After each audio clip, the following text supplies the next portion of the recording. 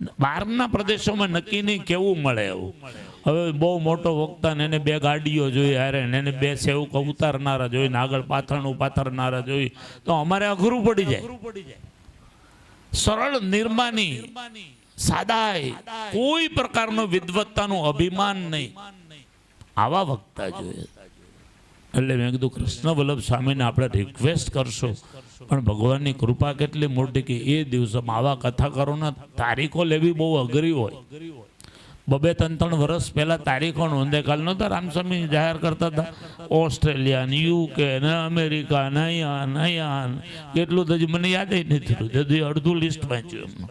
પણ ભગવાનની કૃપા કે શાસ્ત્રીજીની તારીખ એ દિવસોમાં ફ્રી હતી, એમણે 1 સેકન્ડમાં વિચાર કર્યા સિવાય તરત જ હા પાડી દીધી કે હું આવીશ. અને આવ્યા પછી મેં એમની સરળતા છે, મારા મનમાં કેટલી ગ્રંથિઓ હતી એમના વિશે, બધી તૂટીને ભૂકો થઈ ગઈ. હું ખોટો હતો એ સાબિત થયું. પણ બહુ મજા આવી ખરેખર. ભગવાનનું જે ભાગવત, જે વ્યાસજીએ મહેનત કરી છે ને આપણા માટે, સૌના માટે, એ ડીટો ટુ ડીટો, ક્રમ ટુ ક્રમ, એક વાતને છોડ્યા સિવાય કોઈક વિસ્તારથી, કોઈક સૂક્ષ્મ રીતે પણ આપણને આખું ભાગવત સંપૂર્ણ સંભળાવ્યું છે, વિદવત્તા સભર સંભળાવ્યું છે. એમનો આભાર તો આપણે જિંદગી સુધી માનીએ એટલો ઓછો છે.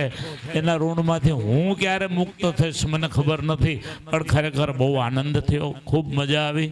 4 દિવસની કથા પૂર્ણ થઈ આપણી. મારો સંકલ્પ ભગવાને પૂર્ણ કર્યો, ભગવાન સ્વામિનારાયણનો ખૂબ નિષ્ઠાપૂર્વક આભાર માનીશ કે એમણે મેં જે સંકલ્પ કર્યો તો નિર્વિઘ્ને ભગવાને પૂરો કર્યો.